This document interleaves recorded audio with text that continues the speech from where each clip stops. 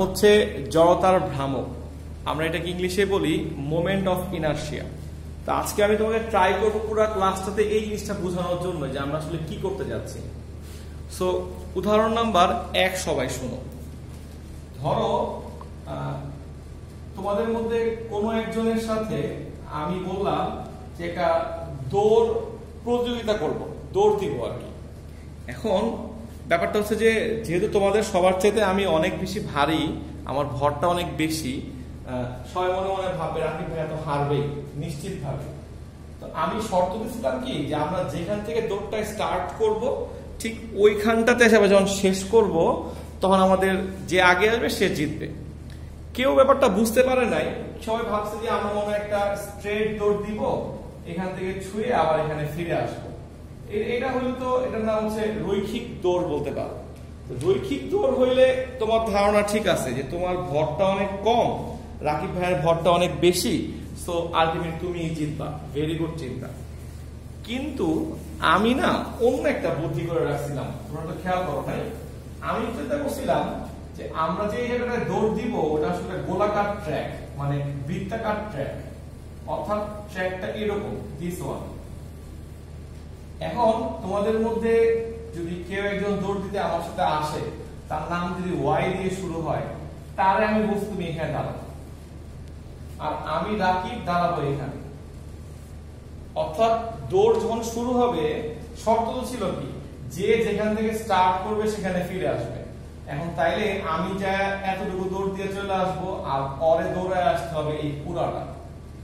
অর্থাৎ আমার কথার মধ্যে একটা ছোট্ট গ্যাপ ছিল। সেটা কি, যদি স্ট্রেট দৌড়টা হয় তাহলে তুমি জিতবা, কিন্তু যদি বৃত্তাকার পথে আমি এইভাবে প্ল্যান করে দৌড়াই তোমার সাথে, তুমি হারবা। অর্থাৎ আমি বলতে চাচ্ছি রৈখিক পথে দৌড় দেওয়ার ক্ষেত্রে শুধু ভরটাই তুমি বিবেচনা করছো, ইটস ওকে। বাট এখন যে আমি চিন্তা করতেছি বৃত্তাকার পথে দৌড়াবো, এখানে এখন তো সবাই বোঝা উচিত এখানে ভরটা যেমন ফ্যাক্ট, তার সঙ্গে সঙ্গে আরেকটা আইটেম হচ্ছে আর, রেডিয়াস। রাকিব ভাইয়া আপনি ছোট আর দিয়ে কেন দৌড় দিলেন আর আমারে কেন আপনি বড় আর এর মধ্যে ফেলে দিলেন? রেডিয়াসটা বড় না? অর্থাৎ আজকের পর থেকে আমরা জানতে পারলাম যে বৃত্তাকার পথে যদি দৌড়াইতে যাই বা কিছু করতে চাই, ভরের সঙ্গে সঙ্গে আমাদের জীবনে রেডিয়াসটাও একটা ফ্যাক্ট। উদাহরণ 2 হচ্ছে, ধরো একটা ফ্যানের পাখা, একটা ফ্যান যদি আমি এরকম চিন্তা করি, এটা একটা পাখা। কোনদিন কেউ খেয়াল করছো যে ফ্যানের পাখাটা এরকম শেপের হয়, এরকম শেপের? অবশ্যই খেয়াল করছো। মানে এই পাশটা অনেক বড় হয়, এর ধীরে ধীরে সরু হয়ে যায়। কেন? ওই যে গল্পটা চিন্তা করো যে এই জায়গায় যে ভরটা দেওয়া হয়েছে, অবশ্যই এই ভরটা এই ভরের চেয়ে কম। এখন ফ্যাক্টরটা হচ্ছে ফ্যান ডিজাইন করার সময় বিজ্ঞানীরা চিন্তা করছে যেহেতু এই জিনিসটাকে, এই বডিটাকে একবারে ঘুরতে হবে, একবারে, মানে বুঝছো তো, মানে এইটা আগে চলে গেলে এটা পরে গেলে তাহলে পাখা থাকতেছে না। পাখা তো একটা বডি, একটা রিজিড বডি। আচ্ছা আমি তোমাকে আরেকটা উদাহরণ দিয়ে নিয়ে আসতে পারবো, বুঝতে পারবা? ধরো এরকম যদি হইতো, ওই দৌড় দেওয়ার সময় সবচেয়ে ভারী লোকটা যদি আমি হই, তুমি আমারে দিলা সবচেয়ে বেশি দূরত্বে, আর সবচেয়ে হালকা যে লোকটা ছিল তার দিলা এইখানটায়। অর্থাৎ আমি বলতে যাচ্ছি এর ভর বেশি, রেডিয়াসটাও বড়, এর ভর কম, রেডিয়াসটাও কম। এইভাবে যদি সাজাও তাহলে দৌড় দিলে কি হবে? এই লোকটা চলে যাবে আগে, আর এইখানে ও আসবে 5 সেকেন্ডে, আর এইখানটায় আমার আসতে লাগবে 5 মিনিট।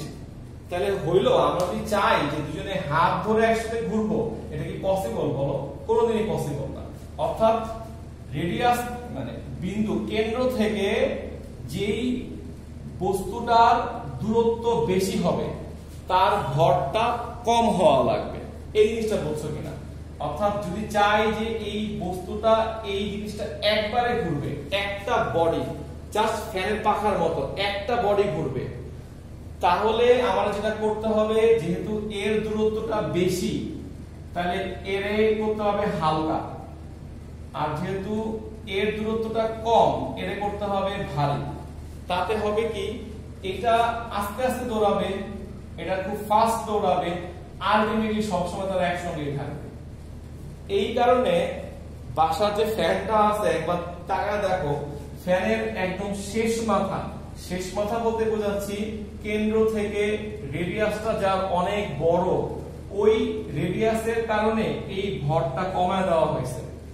অর্থাৎ এইটার ভর কম, ফাস্ট মুভ করবে, এটা দূরত্ব বেশি দূরত্ব মুভ করতে হবে, তাই তাড়াতাড়ি যাবে, দূরত্ব বেশি। আর এই জায়গাটার ভরটা বেশি, দূরত্ব যাওয়া লাগবে কম, তাহলে এটা আস্তে যাবে, দূরত্ব কম। তাইলে কি এই পুরা বডিটা একসঙ্গে ঘুরবে না? এই জিনিসটা কি একটু ক্লিয়ার হওয়া গেল আমি যেটা বলতে চাচ্ছি? ধরো আমি যে ছবিটা বোর্ডে আঁকছি, এই ছবিটা এটা একটা অক্ষের সাপেক্ষে, হ্যাঁ, এটা হচ্ছে আমাদের অক্ষটা, দিস ইজ অক্ষ। এই অক্ষের সাপেক্ষে এই বস্তুটা ঘুরবে, পুরা বস্তুটা ঘুরবে। পুরা বস্তুটা হচ্ছে একটা রিজিড বস্তু, মানে একটা সিডি হবে, সিডি কম্প্যাক্ট ডিস্ক ঘুরতেছে। এই জন্য কম্প্যাক্ট ডিস্কের একদম যে বাইরের অংশটা হবে কেন্দ্র থেকে, তার ভরটা খুব পাতলা করা হয়, ভরটা হয় m1, দূরত্ব r1। খেয়াল করো, আমি তোমার বারবার বলতে চাচ্ছি, যার দূরত্বটা বেশি হবে তার ভরটা কম হবে। এই দূরত্বটা একটু কমে গেল, ভরটা একটু বাড়া দেওয়া লাগবে। এই দূরত্বটা অনেক কমে গেল, তাহলে ভরটা আরো বেশি বাড়া দেওয়া লাগবে। তো যেখানে দূরত্বটা কম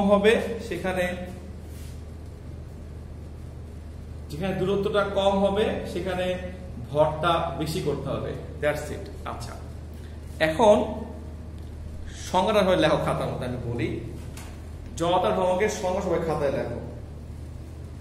কোন একটা দৃঢ় বস্তুর প্রত্যেকটা অংশের ভর, আমি উদাহরণে 3টা অংশ নিছি, m1, m2, m3। কোন একটা বস্তুর বা দৃঢ় বস্তুর প্রত্যেকটা অংশের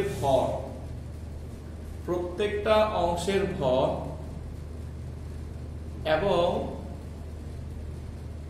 এবং ঘূর্ণন অক্ষ এটা বা কেন্দ্র থেকে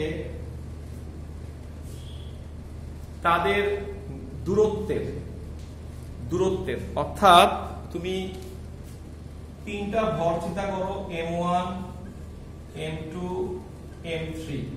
আমি উদাহরণ দেওয়া হলো 3টা ভর নিচ্ছি, প্রত্যেকটা ভরের কেন্দ্র থেকে দূরত্ব, তাহলে r1, r2, r3, অর্থাৎ অক্ষ থেকে বা কেন্দ্র থেকে তাদের নিজ নিজ দূরত্বের বর্গের, হ্যাঁ, দূরত্বের বর্গ, তাহলে r1 square, r2 square, r3 square, দূরত্বের বর্গের, হ্যাঁ, বর্গের গুণফলের, যে গুণ করলাম দেখো সমষ্টিকে, বর্গের গুণফলের সমষ্টিকে বলা হয় জড়তার ভ্রামক। এই অর্থাৎ আমি বলতে চাচ্ছি, এটা পড়ছিলা যে রৈখিক বেগ যদি v হয় তাহলে কৌণিক বেগটা হচ্ছে ওমেগা, রৈখিক বেগ যদি হয় v0, কৌণিক বেগটা হচ্ছে ওমেগা নট। সিকোয়েন্টলি আমি তোমাকে একটা প্রমাণ দেখাতে চাচ্ছি যে আমরা রৈখিক ক্ষেত্রে যেই জায়গাতে ভর ব্যবহার করতাম, ছোট হাতের m বা বড় হাতের m, কৌণিক পার্টে চলে আসার কারণে ওখানে আমরা দেখবো i ব্যবহার করতেছি। অর্থাৎ আমি বলতে চাচ্ছি রৈখিক ভর যদি হয় m, তাহলে কৌণিক ভরটা হবে i, কৌণিক ভরটা হচ্ছে i। আমি তোমাকে প্রমাণটা দেখাবো একটু পরে, যে যত জায়গায় তুমি যত সূত্রে অ্যাকচুয়ালি তুমি m ব্যবহার করছিলা রৈখিক পার্ট পড়ার সময়, কৌণিক পার্ট পড়ার সময় তুমি ঠিক ওই জায়গাগুলোতে i ইউজ করবা। কেন এভাবে বলতেছি, তাতে তোমার নতুন যে সূত্রের একটা বিশাল গ্রুপ আসতেছে, তুমি যদি একটু বুদ্ধিমতী হও, তুমি সূত্রগুলোকে কনভার্ট করে নিতে পারবা। আমরা যদি এখন কৌণিক গতিশক্তির রাশিমালা বের করতে চাই, আমরা নরমালি লিখি যে m1 বস্তুটার জন্য শক্তি হচ্ছে হাফ m1 v1 স্কয়ার। তাহলে v1 এর জায়গায় লেখা যাবে ওমেগা r1, আমরা অধ্যায় 3 এ পড়ছিলাম v মানে ওমেগা r, তাহলে এটা লেখা গেল। সিকোয়েন্টলি m2 ভরের জন্য তুমি লিখতে পারবা half m2 omega square r2 square. Then m3 ভরের জন্য তুমি লিখতে পারবা half m3 omega square r3 square. Then তুমি যখন লিখবা মোট কৌণিক গতি শক্তি, তখন তোমার সবগুলো যোগ করে দাও, হাফ ওমেগা স্কয়ারটা কমন নিয়ে আসো, কমন নিলে দেখবা যে একটা ভিতরে চলে আসছে m1 r1 square, m2 r2 square, m3 r3 square. তাহলে এই জিনিসটা মানে হচ্ছে i, অর্থাৎ আমরা আজকে পেয়ে গেলাম নতুন একটা সূত্র যে কৌণিক গতিশক্তির সূত্র হবে হাফ i ওমেগা স্কয়ার। কত হবে? Half i omega square. আচ্ছা, এখন আমার সঙ্গে মিলাও যে আমরা সবাই জানি গতিশক্তির সূত্র, আমরা সবাই জানি যে mv স্কয়ার, কোনো সন্দেহ নাই কারণ যে গতিশক্তি হচ্ছে mv square, half mv square. তাহলে যখন পরীক্ষা আমাকে কেউ বলবে কৌণিক পার্টটা বের করো, তখন কি আমার খুব স্ট্রেট লেখা উচিত না যে v এর জায়গায় আমি ওমেগা চিন্তা করব আর m এর জায়গায় দেখছো লাস্টে কি আসছে i? অর্থাৎ আমি তোমাকে বলতেছিলাম উদাহরণ দেওয়া যাক ম্যাথ বোঝার জন্য, কারণ ম্যাথ তো আর আমাকে বলে দিবে না তুমি রৈখিক শক্তি বের করো আর কৌণিক শক্তি বের করো। তুমি কল্পনা করো যে একজন মানুষ সিঁড়ি দিয়ে গড়ায় গড়ায় পড়তেছে, অর্থাৎ সিঁড়িটা যদি এরকম, সে মানুষটা যদি এরকম হয়, সে গড়ায় গড়ায় পড়তেছে, তার মানে সে ঘুরতেছে, রাইট? তার মধ্যে একটা ঘূর্ণন শক্তি আছে। আবার সে পড়তেছে, রাইট? তার মধ্যে একটা চলন শক্তি আছে। সো একটা মানুষ যদি ঘুরতে ঘুরতে নিচে পড়ে, তো যদি বলে ওই মানুষটার জন্য মোট শক্তি কত, তুমি তখন লিখবা half mv square plus half i omega square. কিন্তু যদি মানুষটা শুধু পড়তো, নট গড়াইতো, শুধু পড়ে যেত এরকম, তাহলে এর মধ্যে শক্তি ছিল হাফ mv স্কয়ার। আর একটা মানুষকে যদি আমরা বা একটা কলমকে যদি আমরা মনে করে ভেবে হাতের মধ্যে নিয়ে জাস্ট ঘুরাই, মানে জাস্ট ঘুরতেছে, তাহলে এর মধ্যে হচ্ছে হাফ i ওমেগা স্কয়ার। এটাই হচ্ছে তোমার জন্য পেজ। ধরো আমরা যদি নেক্সট পয়েন্টে কৌণিক ভরবেগটা বের করি, আমি বুঝাচ্ছি দেখো একবার। তাহলে ওই সেম ছবিটা খাতায় আঁকো, আঁকার পরে লেখো m1 এর জন্য কৌণিক ভরবেগটা কত হওয়া উচিত। L1 ওই বলতেছিলাম যে p হচ্ছে mv আর l হচ্ছে mvr, সূত্র এটা হচ্ছে ভরবেগ, এটা হচ্ছে কৌণিক ভরবেগ। তাহলে আমি কি লিখছি? m1 v1 r1, v1 এর জায়গায় আগের মতই লিখছি ওমেগা r1, এটা গুণফল আসে। সেম ভাবে L2 L3 বের করছি, সবগুলা যোগ করে দিছি। দেখো যোগ করলে লাস্টে আসতেছে L সমান সমান ওমেগা i। তুমি যদি সব সময় মুখস্থ করে থাকো যে ভরবেগ m সমান সমান ভরবেগ p সমান সমান mv, তাহলে এইখানটায় তোমাকে যদি কেউ বলে কৌণিক ভরবেগ কত, তুমি ওই যে বললাম v এর জায়গায় ওমেগা বলতেছো আর m এর জায়গায় i বলতেছো, তাহলে তোমার এই টপিকসটাও ক্লিয়ার হওয়া উচিত যে L সমিক বল। সংজ্ঞাটা লেখো, আমি বলি। কোন বিন্দু বা অক্ষকে কেন্দ্র করে, কোন বিন্দু বা অক্ষকে কেন্দ্র করে ঘূর্ণায়মান কোন কণার ব্যাসার্ধ ভেক্টর, ঘূর্ণায়মান কোন কণার ব্যাসার্ধ ভেক্টর এবং কণার উপর প্রযুক্ত বলের ভেক্টর গুণফলকে টর্ক বলে। ভেক্টর গুণফলকে টর্ক বলে।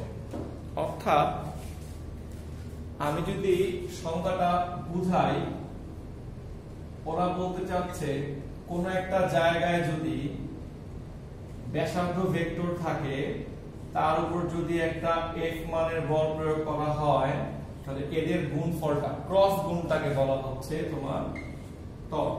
টর্কটাকে আমরা এইভাবে লিখতে পারি, একটু বা লিখতে পারি, সমস্যা নাই, একটু টান দিয়ে, এটা হচ্ছে টাউ। এই সাইনটার নাম হচ্ছে টাউ। টাউ বলে থাকে। টর্ককে প্রকাশ করা হয় টাউ দ্বারা। টাউ সমান সমান হচ্ছে আর ক্রস এফ। টাউ এর উপর আমি একটা ভেক্টর সাইন দিছি আর ক্রস এফ। খেয়াল রাখবা সংজ্ঞা অনুসারে এটা হচ্ছে আর ক্রস এফ। তো বুঝায় বলা যাক, এটাকে মান ধরে লিখতে পারো আর এফ সাইন থিটা, মান হিসাবে দেওয়া থাকে পরীক্ষায়। উদাহরণটা হচ্ছে, ধরো আমি যদি এই বস্তুটার উপরে একটা বল প্রয়োগ করি, এখানে একটা এফ মানের বল প্রয়োগ করি, তাহলে মোট যে ক্রিয়াটা ঘটতেছে সেই ক্রিয়াটা এই বলের উপর যেমন ডিপেন্ড করবে, এই দূরত্বের উপর ডিপেন্ড করবে না। কেন বলতেছি, ধরো সুইমিং পুলে যদি কেউ ঝাঁপতে যায়, সে যেখানে একটা ফোর্স প্রয়োগ করে, তার টিং করে সে যে পড়ে যায়। যদি আমি লেন্থটা ছোট করে দেই, মানুষটাকে সেম রাখি, তাহলে এটা কম বেশি হবে না। এই জায়গাটার বাকলিং বলি আমরা, বাঁকা হওয়াটা কম হবে না। আবার লেন্থটাকে অনেক বড় করলে বাকলিংটা বেশি হবে না। এই দূরত্বটার নাম হচ্ছে ব্যাসার্ধ ভেক্টর। আর যে বলটা প্রয়োগ করা হচ্ছে তার নাম হচ্ছে এফ। তার মানে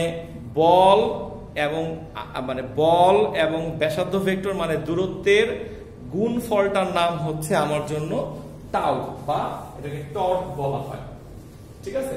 আচ্ছা, যদি সিম্পল পরীক্ষায় মান দেওয়া থাকে, মানে আমি টাউ এর শুধু মান নিয়ে কাজ করতে চাই, তাহলে লেখা যাবে এফ আর, বল আর দূরত্বের গুণফল। কিন্তু যদি ভেক্টর আকারে দেওয়া থাকে, তাহলে কিন্তু খেয়াল রাখো, আবারও বলতেছি আর cross F. I J K দিয়ে দেওয়া থাকলে প্রথমে আর এর মান বসাবা, তারপর ক্রস দিয়ে এফ এর মানটা বসাবা।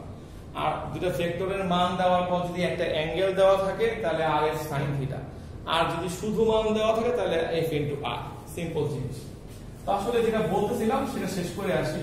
ওই সেম ছবিটা এই খাতায় আরেকবার আঁকবা, আঁকার পরে লিখবা m1 ভরের জন্য টর্ক, টাউ 1 দিয়ে ধরো, তাহলে হচ্ছে F1 R1।